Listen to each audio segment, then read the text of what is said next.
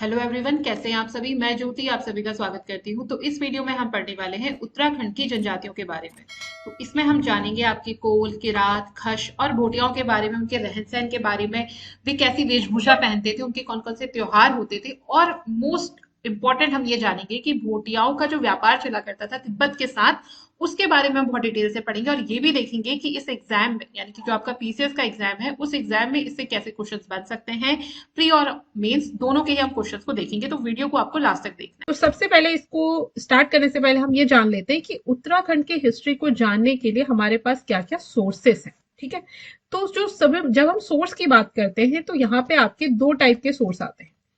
एक होता है आपका लिटरेचर सोर्स और एक होता है आपका आर्कियोलॉजिकल सोर्स। लिटरेचर सोर्स में आती है आपकी बुक्स। अब जो आपकी बुक्स होती हैं वो बुक्स होती हैं आपकी टू टाइप्स की। एक होती है आपकी धार्मिक बुक्स यानी कि रिलीजियस बुक्स, जैसे कि रामायण, महाभारत, बाइबल, ये सब आपकी क्या है, रिलीजियस बुक्स है। और एक होती है आपकी non religious books. Non religious books में आ गई जैसे कि आपका मालविकाग्निमित्रम है, रघुवंशम है। इस प्रकार की जो बुक्स हैं वो आपकी क्या है, नॉन रिलीजियस है, यानी कि जिसका किसी धर्म विशेष के साथ कोई संबंध नहीं है, या उसमें किसी भी ऐसी धार्मिक चीजों को लेकर बात नहीं कही गई है, बहुत ज्यादा धर्म से रिलेटेड वो बुक आपकी नहीं है, तो वो आपकी नॉन रिलीजियस बुक्स में आ जाएगी या अधार्मिक स्रोतों में आ जाएगी। दूसरे हम बात करेंगे पुरातात्विक स्रोत की, यानी कि आर्कियोलॉजिकल सोर्सेस की।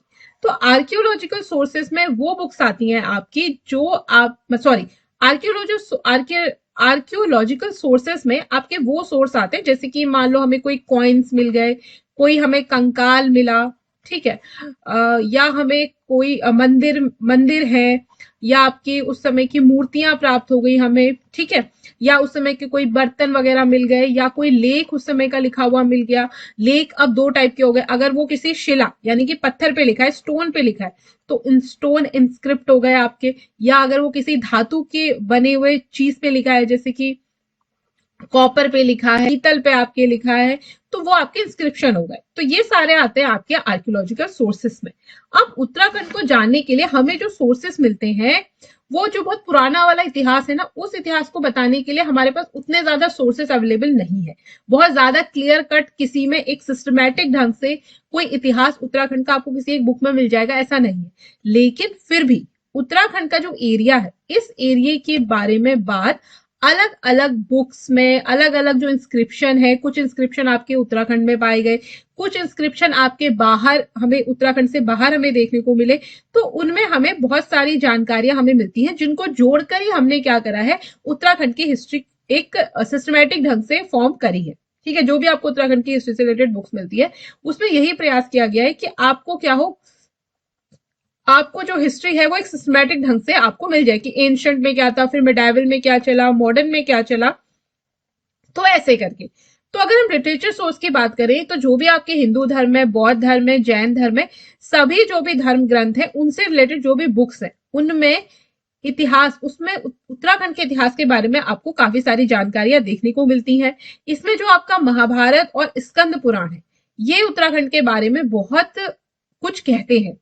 इसके साथ साथ ही जैसे कि ऋग्वेद हो गया आपका, अथर्ववेद हो गया, शतपथ ब्राह्मण हो गया, ऐतरेय ब्राह्मण है आपका, छांदोग्य है, शिव पद्म है, मत्स्य विष्णु पुराण है, बृहद पुराण है, महापुराण है, या अगर हम बात करें बौद्ध ग्रंथों की जैसे कि दिव्यादान, जातक, महावंश, इन सभी ग्रंथों से भी हमें कुछ कुछ जानकारियां मिलती है उत्तराखंड के बारे में। ठीक है, अब इसके अलावा हम बात करें कि उन बुक्स की जो आपके रिलीजियस बुक्स नहीं है, नॉन रिलीजियस बुक्स है, तो उसमें आती है आपकी पाणिनि की अष्टाध्यायी, कालिदास ने लिखी आपकी रघुवंशम, मेघदूत, कुमार संभव, इसमें वो उत्तराखंड के बारे में वर्णन करते हैं। बाणभट्ट की हर्षचरित में उत्तराखंड का वर्णन आता है, राजशेखर की काव्य मीमांसा है, और इसी प्रकार से कुछ आपके मुस्लिम टेक्स्ट हैं जैसे कि जहांगीर नामा, शाहजहां नामा, तारीख है बदायूनी, मासिर उल उमरा, इन सभी में हमें क्या देखने को मिलता है, इन सभी में हमें उत्तराखंड के बारे में जानकारी मिलती है। इसके साथ साथ उत्तराखंड में जो राजवंश हुए, जैसे कि आपका पवार राजवंश हुआ, तो पवार राजवंश में भी कई सारे विद्वान रहा करते थे। उन विद्वानों द्वारा लिखी एक बुक है आपकी मानदेय काव्य, उसमें भी उत्तराखंड के बारे में दिया गया है। एक है आपकी गणराज वंश काव्य, उसमें भी उत्तराखंड के बारे में आपको काफी कुछ देखने को मिलेगा। इसी प्रकार से एक और बुक है आपकी रामायण प्रदीप। इन सभी बुक्स में हमें उत्तराखंड के बारे में, हमें उत्तराखंड के इतिहास के बारे में हमें इन बुक से जानकारी मिलती है। अब अगर आर्कियोलॉजिकल सोर्स की बात करें तो उत्तराखंड के कई स्थानों से हमें ऐसी गुफाएं मिली हैं जिन पर क्या करा है, जिन पर लाल रंग से या गेहुए रंग से चित्रकारी करी गई है। गेहुआ रंग का मतलब है मेरा हल्का ब्राउनिश टाइप का जो कलर होता है वो, उससे क्या गया चित्रकारी करी है। तो कुछ इस प्रकार के स्ट्रक्चर आपको देखने को मिलेंगे। तो इसमें कई आपको ऐसे ग्रुप्स में लोग डांस करते हुए ऐसे नजर आएंगे, कुछ ऐसे पशु पक्षियों की कुछ आपको आकृतियां देखने को मिलेंगी। तो कई सारे समाधियां मिलेंगे, शवाधान है, ये गुफा चित्र में आ गया आपका, ये केव पेंटिंग्स है। तो इन सभी चीजों से हमें क्या पता चलता है, उत्तराखंड के बारे में पता चलता है। और इसके साथ साथ ही हमें कई सारे कॉइन्स मिले हैं। तो जो हमें कॉइन्स मिले हैं वो मुख्य रूप से कुड़िंद और योद्धे वंश से रिलेटेड है। ठीक है, उत्तराखंड में जो आपकी कुड़िंद वंश, कुड़िंद डायनेस्टी और जो योद्धे डायनेस्टी हुई उनसे रिलेटेड हमें कॉइन्स मिले हैं। तो ये कॉइन्स भी क्या करते हैं, उस समय के शासन के बारे में बताते हैं कि कौन शासक रहा होगा। कॉइन्स को देख के हम बता सकते हैं कि कैसा उस समय शासन रहा होगा। अब ये जो कॉइन्स हमें मिले हैं वो मुख्य रूप से या तो आपके सिल्वर में है या आपके कॉपर में है या किसी और मेटल के बने हुए हैं। ठीक है, अब उत्तराखंड में हमें जो भी इंस्क्रिप्शन मिले हैं वो उसकी जो लैंग्वेज है वो या तो संस्कृत है या पाली है या आपकी ब्राह्मी लिपि में। ठीक है, अब ये जो इंस्क्रिप्शन है वो हमें मेन रूप से आपके अल्मोड़ा हो गया, बागेश्वर, चंपावत, उत्तरकाशी, केदारनाथ, गोपेश्वर, द्रोणगिरी, माणा, देवप्रयाग, अम्बरी गांव, पलेठा, इन सभी जगहों से हमें प्राप्त हुए। ठीक है, अब देखो उत्तराखंड के बाहर से जो हमें इंस्क्रिप्शन मिले हैं जिनमें उत्तराखंड के बारे में बातें कही गई हैं या उत्तराखंड का वर्णन किया गया है किसी भी चीज को लेकर, तो वो आपके कुछ ये अभिलेख है। जैसे कि हो गया आपका बरहुत एवं मथुरा अभिलेख, उसके बाद समुद्रगुप्त का प्रयाग प्रशस्ति अभिलेख, यशोवर्मन का खजुराहो अभिलेख, धर्मपाल का खालिमपुर शासन पत्र, देवपाल का मुंगेर शासन पत्र और नारायण पाल का आपका भागलपुर शासन पत्र। तो इन सभी में उत्तराखंड के बारे में कुछ कुछ दिया गया है जिनको हम सब जोड़कर क्या करते हैं, उत्तराखंड का एक इतिहास बनाते हैं। अब देखो इस वीडियो में हम बात करने वाले हैं उत्तराखंड की जनजातियों के बारे में, क्योंकि आपके सिलेबस में यही दिया गया है और यही आपके लिए इंपॉर्टेंट भी है। तो उत्तराखंड की जो एंशिएंट ट्राइब्स थी उनमें आपकी 4 ट्राइब है। एक है आपकी कोल, किरात, खश और भोटांतिक या शोका प्रजाति। ठीक है, तो सबसे पहले बात कर लेते हैं कोलों की।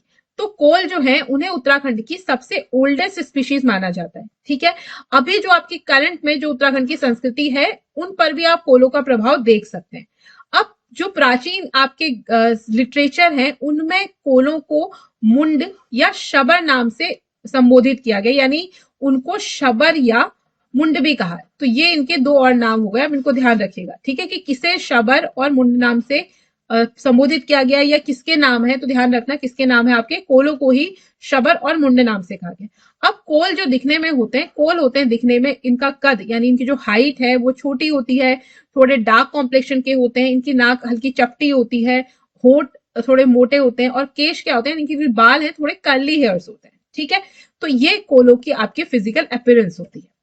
फिर कोलों में जो इनका सामाजिक जीवन है, उनका सामाजिक जीवन थोड़ा सरल ही है ज्यादा। कोलों के सामाजिक जीवन में एक बड़ी प्रमुख प्रथा है जिसका नाम है कुमार कुमारी गृह प्रथा। ठीक है, उसके बाद कोल क्या करते हैं, अगर कोलों में अगर किसी की डेथ हो जाए तो उसकी डेथ होने के बाद, जैसे सिंधु घाटी सभ्यता में, वो सिंधु घाटी सभ्यता के लोग क्या करते थे कि अगर किसी की डेथ हो जाती तो वो मृत के शरीर को अलग अलग तरीके से उसको अंतिम संस्कार करते थे। ठीक है, मृतकों का क्या करते थे, अंतिम संस्कार करते थे। उनमें से एक टाइप का कोल भी क्या करते फॉलो करते थे। तो कोल क्या करते थे, अगर किसी की डेथ हो गई तो उसको ऐसी डेड बॉडी को ऐसे ही खुले में फेंक देंगे। उसके बाद क्या होगा, कुछ टाइम बाद उसकी जो हड्डियां होंगी उसे एक मिट्टी के बर्तन में एकत्र करेंगे, इकट्ठा करेंगे और फिर उसको दफना देंगे। ठीक है, कोल जो है आपके ये भी भूत प्रेत, झाड़ फूक, जादू टोना इन सब में विश्वास रखते थे और ये लोग प्रकृति की पूजा किया करते थे। नाग पूजा, लिंग पूजा का भी इनमें प्रचलन आपको देखने को मिलेगा। और इनमें जागर, जो उत्तराखंड में अभी भी जागर लगाए जाते हैं, जागर हो गया, पशु बलि भी कई जगह दी जाती है, बकरी की, भैंसे की बलि दी जाती है। तो ये बलि आपको इन जनजातियों में भी देखने को मिल जाएगी। अगली जो जनजाति है वो है आपकी किरात जनजाति। किरात जनजाति के बारे में आपको कई सारे अभिलेखों से मिलेगा और कई सारे जो विदेशी लेखक हैं वो भी इस जनजाति का वर्णन करते हैं। किरातों को कई अन्य नामों से भी जाना जाता है, जैसे कि कीर, किन्नर, कीर पुरुष या भिल्ल। ये जो भिल्ल नाम हमें मिलता है ये हमें स्कंद पुराण के केदार खंड में किरातों को भिल्ल नाम से संबोधित किया गया, ठीक है, यानी उनके लिए भिल्ल नाम का प्रयोग किया गया है। किरातों ने क्या किया, किरातों ने कोलों को उनके निवास जहां जहां कोल रहा करते थे वहां वहां किरात आए, किरातों ने कोलों को उनके जगह से भगा दिया और फिर उसके बाद जो ये कोल हैं वो कहाँ चले गए, हाँ कोलों को उनकी जगह से भगा दिया। लेकिन फिर क्या हुआ जब खश आए तो खशों ने क्या किया, खशों ने किरातों को भी उनके स्थानों से भगा दिया और किरात फिर कहाँ जाके बस गए, आपके जो दुर्गम दुर्गम आपका जो पिथौरागढ़ मुंशियारी वाला एरिया है ना, दुर्गम आपके पहाड़ी इलाके, वहां पे जाके ये लोग बस गए। अभी अगर करंट सिनेरियो की बात करें तो करंट टाइम में ये लोग आपके मुंशियारी, कपकोट, टनकपुर, अस्कोट, द्वाराहाट और कई सारे तराई भाबर के जो एरियाज है वहां ये लोग रहते हैं, ठीक है। ये लोग रहते हैं मतलब इनके किरातों के जो वंशज हैं वो रहते हैं, ठीक। अब इनका संबंध जो किरात है इनका संबंध मंगोल प्रजाति से माना जाता है। मंगोल प्रजाति की तरह ये दिखने में होते हैं, इनका कद छोटा होता है, शरीर हष्टपुष्ट होता है, नाक इनकी क्या होती है, हल्की सी चपटी सी होती है और माथा भी थोड़ा चपटा होता है। दूसरी बात, ये इनकी जो दाढ़ी मूछ है वो बहुत कम आती है या होती ही नहीं है। इन्होंने मुख्य कार्य, इनका जो प्रमुख कार्य था वो था पशुपालन, ये पशु पाला करते थे और इनमें संयुक्त परिवार व्यवस्था आपको देखने को मिलेगी। ये लोग भोजन में मांस, मदिरा, शहद और सत्तू खाया करते हैं और बहुदेववाद के समर्थक हैं, यानी कि पॉलिथिज्म को फॉलो करते हैं। पॉलिथिज्म का मतलब होता है कि एक से ज्यादा इनके उसमें देवता हुआ करते थे और इनके जो आराध्य देव है वो है आपके शिव। ये भी कोल प्रजाति की तरह ही भूत प्रेत, जादू टोने इन सब में विश्वास करते हैं, ठीक है। अगली जो आपकी जनजाति है वो है आपकी खस जाति, ठीक है। खस जो जाति है आपकी, ये आपकी आई, खस जातियों का वर्णन आपके महाभारत, मनुस्मृति, बृहद संहिता, काव्य मीमांसा और आपके अगर विदेशी लेखों की बात करें जैसे कि टॉलमी, पिलनी, अरबरूनी जो है, इन लोगों ने इसका क्या करा है, वर्णन करा है। तो गुप्त काल से लेकर 12वीं सदी तक उत्तराखंड और जो पश्चिमी नेपाल का जो हिस्सा है उसको बाकी जो भारत के बाकी लोग जो थे वो खस देश के रूप में जानते थे। यानी उस समय उत्तराखंड का क्या नाम था, किस रूप में जानते थे, वो उत्तराखंड के रूप में नहीं जानते थे, क्या जानते थे कि यहाँ पे क्या खस देश है, यहाँ पे खस लोग रहते हैं, ठीक है। और यशोवर्मन का जो खजुराहो का जो लेख है और सहनपाल का जो बौद्ध गया में जो लेख है उसमें भी खसों का उल्लेख किया गया है।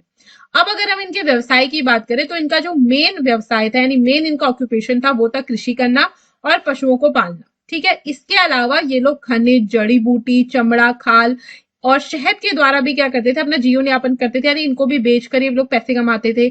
और इनका जो सामाजिक जीवन है वो काफी सरल हुआ करता है, इनमें किसी भी प्रकार का कोई जाति भेद नहीं होता है, कोई जाति, ऊंची जाति, नीची जाति इस जनजाति में नहीं होती है। कोल और किरातों से इनके संबंध अच्छे रहे हैं और 1885 में ब्रिटिशर्स ने क्या किया, जो खश थे उन्हें शूद्र वर्ग में शामिल कर दिया, शूद्र यानी कि निम्न वर्ग में शामिल कर दिया। तो अभी उत्तराखंड में जो भी लोग रहते हैं वो अगर इस डायनेस्टी से रिलेट करते भी हैं तो भी वो खुद को खश या खशिया कहलाना बिल्कुल पसंद नहीं करते, क्योंकि क्या हुआ, अंग्रेजों के टाइम पे इनको किसमें शामिल कर दिया गया था, निम्न जाति में शामिल कर दिया गया था। तो कोई भी ये नहीं चाहेगा कि उसे कोई निम्न जाति का बोले, ठीक है। अब इनके उसमें कुछ आपकी सामाजिक प्रथाएं हैं, तो इनकी सामाजिक प्रथाओं के बारे में बात करें तो इनकी एक प्रथा है घर जमाई की प्रथा। तो घर जमाई तो सिंपल सा आपको समझ में आ रहा है कि इसमें शादी के बाद जो लड़का है वो कहाँ रहेगा, लड़की के घर रहेगा घर जवाई बन के, तो ये घर जवाई की प्रथा हो गई। दूसरी प्रथा होती है इनकी जेठों की प्रथा। जेठों की प्रथा में क्या होता है कि परिवार का जो सबसे बड़ा भाई होगा उसे बाकी भाइयों की अपेक्षा क्या मिलेगी, ज्यादा प्रॉपर्टी मिलेगी, ठीक है। उसके बाद है जठेला। जठेला ना उस बेटे को कहते थे, मान लो अगर कोई स्त्री क्या करे, किसी औरत का विवाह हुआ, उसका बेटा हुआ, फिर वो अपने पति को छोड़कर या किसी भी कारण से मतलब डेथ हो गई, कुछ भी हो गया, तो उसने दूसरा विवाह कर लिया, तो अब जो उसके पहले पति से जो बेटा पैदा हुआ था उसको कहेंगे हम जठेला। उसको क्या नाम, उसको क्या कहते हैं ये लोग, जठेला बोलते हैं, ठीक है। इसके बाद इनमें एक और प्रथा है टेकुआ प्रथा। कौन सी प्रथा, टेकुआ प्रथा। हो सकता है आपको ये प्रथा थोड़ी सी अटपटी लगे, लेकिन देखो जो प्रथाएं होती हैं या जो भी आपका कल्चर है वो हर आपकी सोसाइटी के अनुसार बदलता रहता है, इसमें सही या गलत जैसा कुछ भी नहीं होता है, ठीक है। कल्चरल प्रैक्टिस आपकी ना तो सही होती है ना ही गलत होती है, वो बस उस समय की जो परिस्थिति है, उस समय का जो टाइम है जिस समय वो प्रथा स्टार्ट हुई उसको रिप्रेजेंट करती है। अब आगे उसको लेके जाना न जाना ये डिपेंड करता है वर्तमान स्थिति का और उस समय के जो लोगों का बौद्धिक स्तर है उस पर डिपेंड करता है, ठीक है। तो आप इन प्रथाओं को किसी भी तरीके से वैसे ना ले, ये सब प्रथाएं होती है आपकी, ठीक है, जैसे घर जवाई, जेठो, जठेला, ये सब आपकी प्रथाएं, कल्चर आपका एक कल्चरल प्रैक्टिस है और बस हो गया। अब देखो इसी प्रकार इनमें एक थोड़ी सी एक प्रथा होती है जिसका नाम है टेकुआ। टेकुआ प्रथा में क्या होता है कि अगर कोई लेडी विधवा हो गई है तो वो विधवा होने के बाद अगर किसी भी पुरुष को, चाहे वो शादी करके अपने साथ रख ले या वो ऐसे ही उसके साथ रह रहा है, तो उसके बाद अगर उनकी कोई भी संतान पैदा होती है, तो उस संतान को जो उसका पहला पति था, उसकी जो भी प्रॉपर्टी रही होगी उसमें उसको पूरा उसको हिस्सा मिलेगा। और ऐसा नहीं है कि अब उस लेडी ने किसी और से शादी कर ली या किसी और पुरुष के साथ रह रही है, तो उस आदमी के हिसाब से उसका वंश चलेगा। उसका जो वंश है उस लेडी का, वो वंश उसका पहले पति के अनुसार ही चलेगा। ठीक है, तो इसी प्रथा को कहते हैं हम टेकुआ प्रथा। अब देखो, खस जो लोग थे वो काफी धार्मिक प्रवृत्ति के लोग थे। कई सारे देवताओं की पूजा किया करते थे, जैसे कि नरसिंह हो गए, नाग पूजा हो गई, ग्राम देवता हो गए। इनमें भी जागर का प्रचलन होता था और पशु बलि का प्रचलन भी था। और खश या खश आपकी निम्नता का सूचक है, तो मैंने बता ही दिया था।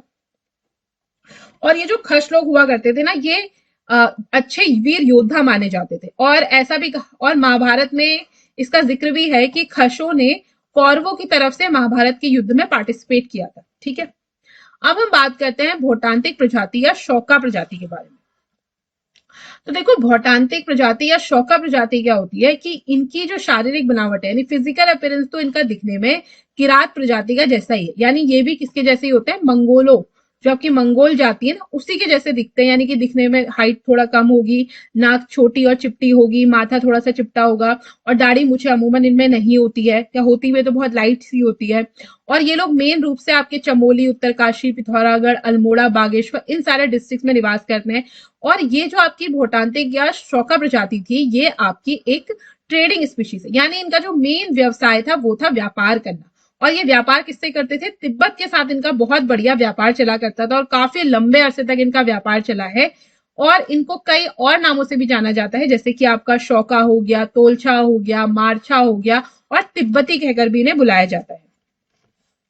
अब देखो, प्राचीन जो भी हमारे एंशिएंट आपके लिटरेचर है या जो भी आपके इंस्क्रिप्शन मिले हैं, उनमें इन्हें शौका नाम से संबोधित किया गया। ठीक है, उनमें इनका नाम आपको क्या मिलता है, शौका नाम मिलता है, इसको याद रखना। अब जो आपकी शौका प्रजाति है वो अलग अलग जगहों पे रहती है। इस आधार पर इन्हें 6 वर्गों में डिवाइड किया गया है। तो सबसे पहला हो गया आपका शौका।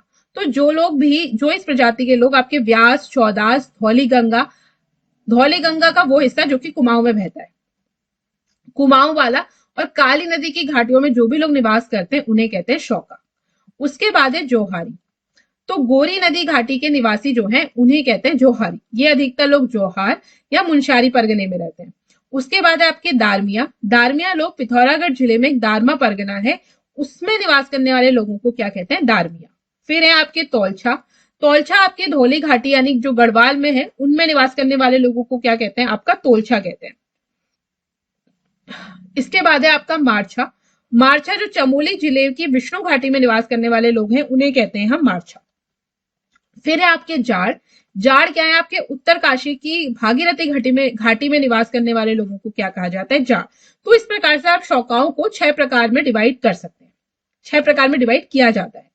अब ये जब व्यापार करने जाते थे, तो अब व्यापार करने कोई अकेला अकेला तो जाएगा नहीं, क्योंकि कई सारे जो इनका जो व्यापार चल रहा था, पिथौरागढ़ में ये लोग अधिकतर पिथौरागढ़ के बॉर्डर में रहा करते थे, और तिब्बत आपका क्या है, चाइना के बॉर्डर पे है। तो इनमें आपस में व्यापार चलता था। अब यहां से यहां जाने के लिए इनको कई सारे दुर्गम दर्रों से होकर गुजरना पड़ता था। तो ऐसा तो नहीं है कि एक आदमी अकेला चलेगा अपना सामान लेके और चल देगा व्यापार करने। तो ये लोग क्या करते थे, ग्रुप्स में चला करते थे, समूह में रहा करते थे। तो इनके ग्रुप्स को क्या कहते हैं, लोकल लैंग्वेज में कूच कहा जाता था। क्या कहा जाता था, कूच कहा जाता था। ठीक है, इनका जो सामाजिक जीवन है वो काफी सरल और साधारण हुआ करता था। इनका जो धार्मिक है चाहे सामाजिक जीवन है, उनमें बहुत ज्यादा कट्टरता नहीं है। यानी बहुत ज्यादा आपका, कट्टरता को कहते हैं इंग्लिश में, बहुत ज्यादा बाइगोट्री नहीं है। और ये इनका जो समाज है वो इनकी उपजातियों यानी राठ या बिरादरी, राठ बोलते हैं ये लोग, जिसे नॉर्मल लैंग्वेज में बिरादरी बोला जाता है, सगोत्र में विभक्त होते हैं। ठीक है, अब जो इनके राठ हैं, अलग अलग राठ अलग अलग पशुओं या वनस्पतियों को टोटम के रूप में पूजते हैं। ठीक है, और प्रत्येक जो राठ है, प्रत्येक बिरादरी का क्या होता है, अपना टोटम होता है। और ये जो राठ है वो रक्त संबंधों पर आधारित होता है। यानी कि एक फैमिली के जो भी लोग होंगे, जो बड़ी फैमिली है, उसके बाद ऐसे टूटते गए, ऐसे ऐसे डिवाइड होते गए ना, उनके बच्चे उनके बच्चे उनके बच्चे, तो जिनका आपस में ब्लड रिलेशन है वो सारे एक राठ में आ जाएंगे। ठीक है, अब एक राठ में आ गए तो इनके आपस में क्या होती है, ये राठ में आपस में लोगों की शादियां नहीं होती है। ठीक है, एक ही राठ में आने जो भी परिवार आएंगे उनकी आपस में मैरिजेस नहीं होंगी, वो एक ही बिरादरी के माने जाते हैं। अगर इनके खान पान की बात करें तो खाने में ये लोग गेहूं, चावल, दाल, मांस और एक सत्तू का सेवन करते हैं। सत्तू जो होता है वो जौ और घी से बना हुआ होता है। ये एक विशेष प्रकार की चाय पीते हैं। जैसे आप लोग चाय पीते हो ना, चाय में चाय पत्ती डाली, दूध डाली, चीनी डाली, इलायची डाली तो चाय बन गई। इनकी चाय क्या होती है, थोड़ी डिफरेंट होती है, इसीलिए इनकी चाय का नाम भी क्या है, जिया है इनकी चाय का नाम। अब ये इसमें चाय पत्ती डालते हैं हमारी तरह, दूध डालते हैं हमारी तरह, नॉर्मल मतलब सभी लोग जो नॉर्मल चाय बनती है वो, लेकिन ये लोग उसके साथ डालते हैं उसमें हल्का सा नमक और उसके साथ डालते हैं उसमें मक्खन या घी और उसके बाद उसको फेंटा जाता है। उसके बाद जो पेय पदार्थ जो बनता है आपका उसे बोलते हैं जिया। ठीक है। और कोई भी ऑस्पिशियस ओकेजन हो, इनऑस्पिशियस ओकेजन हो, उस पे ये लोग मदिरा का सेवन करना अच्छा मानते हैं और अपनी मदिरा यानी अपना लिकर, अपनी अल्कोहल ये खुद ही बनाते हैं और ये खुद बनाते हैं। उसको ये नाम देते हैं च्यक्ति या द्वैग। किस नाम से जाना जाता है, च्यक्ति या द्वैग नाम से। इसी प्रकार से ये लोग चावलों से भी एक बहुत बढ़िया पेय बनाते हैं जिसका नाम है जान, जिसको ये लोग क्या बोलते हैं, जान नाम से संबोधित कर। अब देखो ये लोग क्या है, ये लोग भी एक धार्मिक प्रवृत्ति के लोग होते हैं, काफी सरल स्वभाव के होते हैं, ज्यादा झगड़ा फसाद नहीं करते हैं, अपना व्यापार करते हैं, शांति से रहते हैं। ठीक है। तो इनमें भी हिंदुओं की तरह ही कई सारे धार्मिक संस्कार होते हैं। तो इनके जो नामकरण संस्कार है, जैसे हमारे उसमें नामकरण संस्कार बोलते हैं, इनके यहाँ उसको बोला जाता है भूमो। क्या बोला जाता है, भूमो। इसी प्रकार से एक चूड़ा कर्म संस्कार जो हिंदू धर्म में होता है, इनके उसमें बोला जाता है उसे पसवा, पस्पा वोसो। और इसी प्रकार से इनमें विवाह संस्कार होता है। एक युवा ग्रह प्रथा भी होती है। युवा ग्रह प्रथा बड़ी इंटरेस्टिंग सी है। इसे इनकी भाषा में रण बड़ नियम कहते हैं। क्या कहते हैं, रण बड़ नियम कहते हैं। ऐसा मान लो जैसे आजकल मॉडर्न टाइम की डेटिंग है ये। तो इसमें क्या होता है कि ये जो ग्रह होते हैं, इन घरों में युवक और युवती यानी लड़के लड़कियां आपस में मिलते हैं। अगर वो एक दूसरे को पसंद करते हैं, उन्हें पसंद आ जाता है सामने वाला, तो फिर वो लोग क्या कर लेते हैं, आपस में शादी लेते हैं। तो इसे ही कहते हैं युवा ग्रह प्रथा, या इनकी लैंग्वेज में कहें तो रणबड़ नियम कहा जाता है। ठीक है। ये जो आपका प्रचलन, ये जो आपकी प्रथा है, इसका प्रचलन मेन रूप से आपके दारमा एवं व्यास घाटी के जो शौका होते हैं उनमें आपको देखने को मिलता है।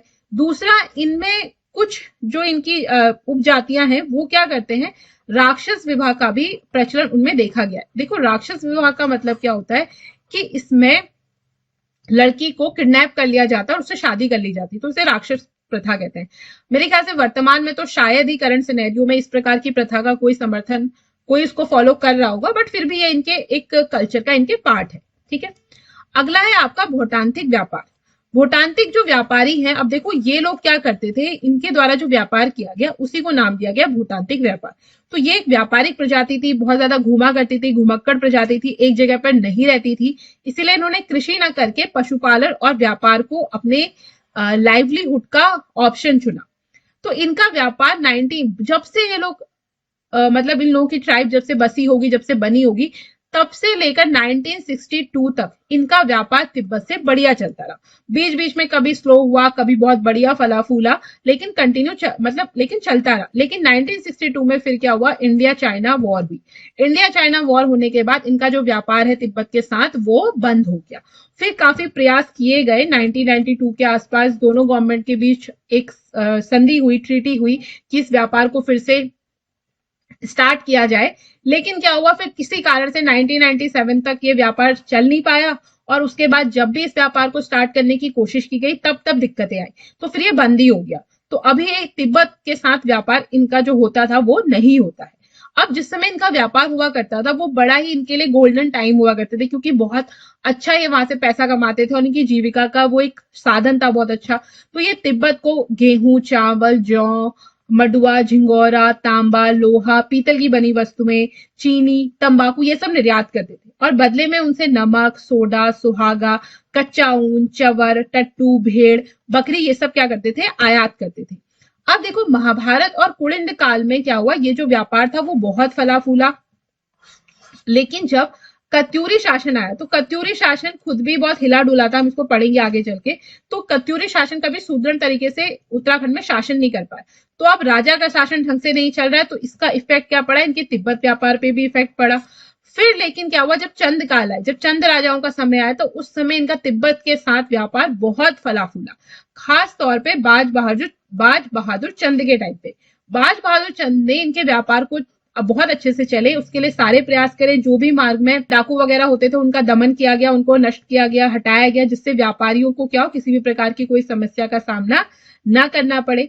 उसके बाद जब उत्तराखंड में गोरखा शासन आया आपका 1790 से 1813 के बीच में, तो उस समय भी इनका जो व्यापार है उसमें थोड़ा संकट के बादल आ गए, इनको बहुत दिक्कतें हुई व्यापार करने में। लेकिन जैसे ही अंग्रेजों का शासनकाल आया, तो अंग्रेजों के शासनकाल के समय तो इनका व्यापार बहुत ज्यादा फला फूला, गोल्डन टाइम था इनका, बहुत व्यापार इन्होंने किया, बहुत बढ़िया तरीके से इनका व्यापार हुआ अंग्रेजों के समय में। तो अंग्रेजों के समय से लेकर 1962 तक इनका जो व्यापार है वो बहुत बढ़िया चला। 1962 में क्या हुआ, फिर इनका व्यापार हमेशा हमेशा के लिए बंद हो गया। अब तो जो इनका अब इन्होंने क्या किया, अब इनका व्यापार तो होता नहीं है चीन तिब्बत के साथ, लेकिन उस समय की जो यादें हैं, जो मेमोरीज हैं, उनको इन्होंने अपनी लोक गाथाओं में, अपनी जो ये लोकगीत है उनमें क्या किया है, उनमें इनको समेट लिया है।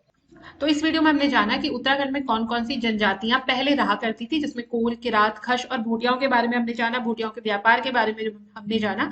और यहाँ पे आपके कुछ क्वेश्चंस दिए हैं, आपको इन क्वेश्चंस के आंसर मुझे कमेंट सेक्शन में करने हैं। तो पहला क्वेश्चन है, मानदेय काव्य, गणराज वंश काव्य और रामायण प्रदीप का संबंध किस वंश से है? तो आपको बताना है कि ये जो काव्य है, यानी कि जो काव्य है, इनका संबंध कौन सी डायनेस्टी से, कौन से वंश से? चंद वंश, कत्यूरी वंश, पवार वंश या कुणिंद वंश। दूसरा है आपका, उत्तराखंड की सर्वाधिक पूरा जाति कौन सी, यानी कि सबसे ओल्डेस्ट, यानी कि सबसे प्राचीन जो जनजाति है वो उत्तराखंड की कौन सी है? अगला क्वेश्चन है, निम्न में से किस अभिलेख में खशों का उल्लेख आया है? तो आपको ये बताना है कि कौन सा ऐसा अभिलेख है जिसमें खशों का उल्लेख आया है। पहला है आपका यशोवर्मन का खुजराहो अभिलेख, जूनागढ़ अभिलेख, एहोल अभिलेख और नानघाट का अभिलेख। अगला क्वेश्चन है, ब्रिटिशों ने खशों को शूद्र वर्ग में कब शामिल किया? ऑप्शन दिए गए आपको 1886, 1885, 1887 और 1889। तो इस प्रकार के क्वेश्चंस आपसे पूछे जा सकते हैं इस टॉपिक से रिलेटेड मेंस में। और अगर हम इस टाइप के जो क्वेश्चंस है वो आपसे पूछे जा सकते हैं पीसीएस के प्री में।